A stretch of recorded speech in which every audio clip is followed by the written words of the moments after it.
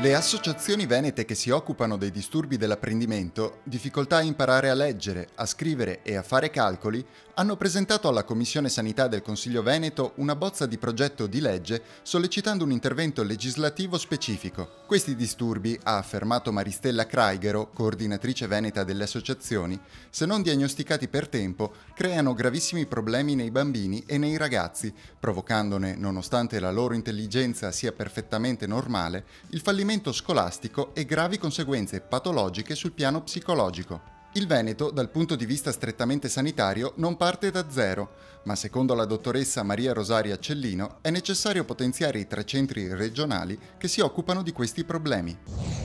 Esistono dei centri specialistici esistenti che purtroppo lavorano con la maggioranza del personale precario. Questo è importante, mettere a regime questo personale affinché i pazienti che oggi aumentano quotidianamente i loro accessi e le loro richieste possano avere una continuità terapeutica.